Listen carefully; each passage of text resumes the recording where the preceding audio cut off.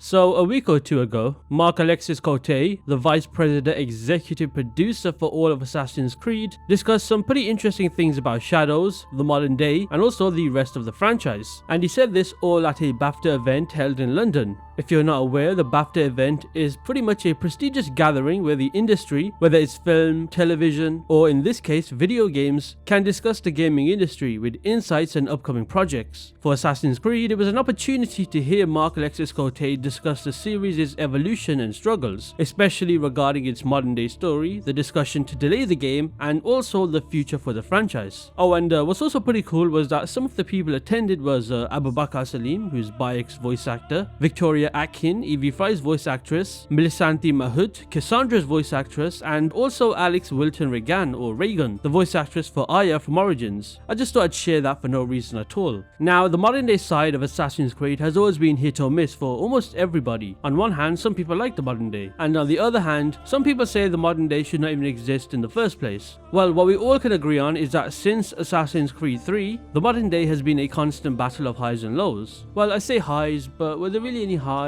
Maybe Valhalla, I guess? Anyway, without clickbaiting you and saying Desmond Mars will return, which he isn't by the way, I want to go over the important parts of that BAFTA event that was said, and also go over my thoughts on it all, because there is some I agree with and some I don't. So real quick, be sure to hit that subscribe button. I'm trying my hardest to hit 100,000 subscribers, and that's pretty much the goal. Before we get into today's video, I have something exciting to show you guys that I believe you will genuinely like, and it is also Assassin's Creed Shadows related. So Madrinas, the online specialty cafe, has launched a limited edition Assassin's Creed Shadows collector's box, and it's every bit as interesting as it sounds. Inside the box, you get two incredible boba tea flavors, the strawberry matcha milk tea with brown sugar boba and the cherry blossom fruit tea with honey popping boba. Both are made instantly and taste all natural, so whether you're into the sweet floral taste of cherry or the rich delicious mix of strawberry and matcha, there is something here to match your taste buds. I've tried both, and to be honest, I cannot decide which I like more. Plus, it comes with an exclusive Assassin's Creed shaker cup, perfect for repping the franchise you love while enjoying your drink.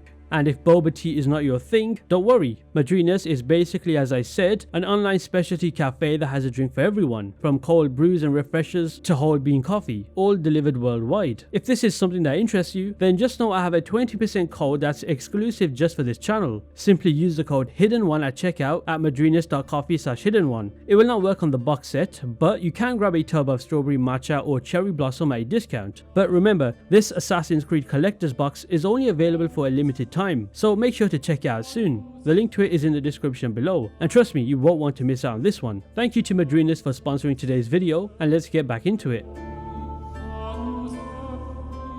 First of all, I want to talk about everything modern day that was said at the BAFTA event. So as I was saying, after Desmond's death, the modern day just lost its way. Ubisoft seemed unsure what to do next. We were suddenly playing as nameless, faceless Abstergo employees, or later on Layla Hassan, a character who never quite captured the same attention Desmond did. The story felt scattered, the stakes felt a lot lower, and any sense of urgency was basically gone, let's be honest. Marc-Alexios Cote recently spoke about these struggles at the BAFTA event in London. He was pretty candid about how the series failed to maintain a meaningful and connected narrative after Desmond's arc ended. According to Cote, he admitted ending Desmond's arc was a difficult decision, and afterward the modern day storyline struggled to find its footing. And yeah, he's right. The modern day segments turned into something that you want to skip. Remember those moments in Assassin's Creed Black Flag where you played as some Abstergo employee testing pirate simulations? Yeah, not exactly riveting stuff. Even with Layla Hassan's introduction in Origins, things never really felt as interconnected or high stakes as the Desmond era. He then pointed out how the narrative became repetitive, explaining the continued focus on characters hunting for ezio artifacts made the narrative more predictable, and reduced the conflict between Templars and Assassins to a straightforward pursuit of control over, let's be honest, magical relics. This shift pulled focus away from what had always been at the heart of the franchise, exploring our history. Now, to me, I don't know about you guys, but to me that sounds like a little bit of self-awareness. And it also sounds like they're finally acknowledging the shit that they put out towards the modern day. Now this of course could just be the PR talk, and for all we know they could be lying out their asses. But here's to hoping that they could focus back on what the modern day was really about, and also focus back on the true Assassins versus Templar conflict. The recent modern day pretty much sidelined what made the franchise great, exploring history and tying it to an interesting overarching story. Now here's where things get interesting. So going forward, starting with Assassin's Creed Shadows, Ubisoft wants to bring the modern day story back into focus in in a way that actually improves the historical story. In fact, according to Marc-Alexios Cote at that BAFTA event, he admitted, "Our goal is to put history back at the center of the player's experience. The modern day narrative will serve to enhance, rather than overshadow the historical journey. By drawing meaningful contrast between past and present, we aim to restore the balance that was once the hallmark of the franchise." Now this is crucial. I'm sure we can say that the old games were not just good in terms of the main story, but also how amazing it felt when both parts of the story worked together in perfect harmony. To me, the modern day story back then wasn't a burden, it was pretty much a bridge. The past and present felt interconnected, and the vision for Shadows includes using a new unified hub, something we've been hearing about under the codename Infinity. This hub will act as a central point for all the future games' modern day storylines. Think of it like a living, breathing story that evolves with each game, but it doesn't feel disjointed or forced. So just to clarify, the actual game Assassin's Creed Shadows will not have any modern day inside of it, but rather the Infinity Hub is where the modern day will be reborn. So just bear that in mind when you boot up Assassin's Creed Shadows one day and think to yourself, where is the goddamn modern day? Cote described this idea, which I assume is the Infinity Hub, as an integrated experience where the groundwork for this new direction will take shape with Assassin's Creed Shadows, which will lay the foundation for this narrative evolution that will grow in the years to come. What he's saying is ambitious, but it's exactly what the series needs. You might be wondering, why should we even care about the modern day stuff anymore? Well, it's simple. It gives it continuity. Without it, Assassin's Creed is just a bunch of historical sandboxes. And while that's fun, the modern day narrative is what ties everything together and makes each piece of history feel like part of something bigger. That's why it's always been since the very first game, whether you like it or not. Cote said that they want to draw meaningful contrast between the past and present to bring back that feeling of interconnectedness. He said, and I quote, "These themes will allow us to reflect on contemporary issues, freedom versus control, the power of knowledge, and the tension between individuality and conformity, all through the lens of history."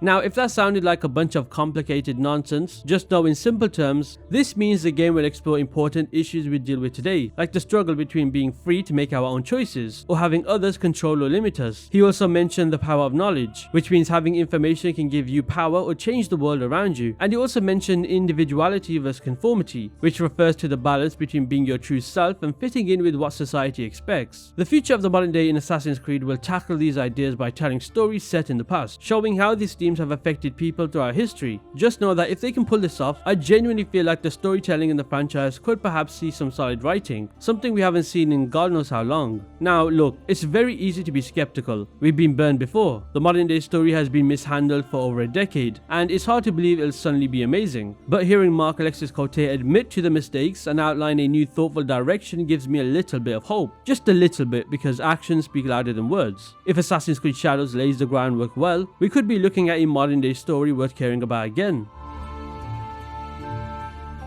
Have you ever heard that Eminem song Lose Yourself, where he says, "You only got one shot, do not miss your chance to blow"? This opportunity comes once in a lifetime. Well, the same can be said for Shadows. In my opinion, if, and big if, Shadows does not do well in terms of a memorable story with solid writing, then that could be the last chance for Ubisoft, if I'm being brutally honest. Now, the reason I'm saying this is because at that BAFTA event, Marc-Alexios Cote talked about how they also have one shot, and the real reason behind the delay for Shadows. And honestly, his reasonings make sense. According to Cote, players can afford to be selective, choosing only the best, and they rightfully demand excellence. He's not wrong. The gaming market today is brutal, and fans like us have seen enough rushed releases to know that quality is not something that you could just slap together. And this goes back to my point about self-awareness. Ubisoft lacks self-awareness, and their games have been pretty mediocre since 2018. Go back to Assassin's Creed Unity. It was supposed to be this major leap forward, showing off what the PS4 and Xbox One could do, but instead it launched with so many bugs and graphical issues that it became a meme. In fact, Cote even brought that up, saying, "This low point affected all of us, but it also served as a wake-up call." Now, of course, the Unity disaster still haunts the company, and it's a reminder of what happens when a game is not ready. So when Cote says we only have one shot at launching this game and it has to exceed expectations, you can feel the pressure. To Ubisoft, Shadows is not just another installment for the franchise, it's meant to be a huge turning point. It's going to launch alongside a new central hub for the franchise, moving us into an era that finally ditches the older console generation. That's a big deal, and it needs to be done right. Now, will Shadows be this huge turning point for Assassin's Creed? Well, I'm not going to be ignorant and say no, because we haven't seen anything to go off for me to say no. Let them release story trailers, more gameplay, and more marketing for us to gauge a proper opinion. Now, what's really interesting is how Cote is framing Shadows as more than just a game. He sees it as a chance to change how people view Ubisoft as a whole, which could be considered quite a reach.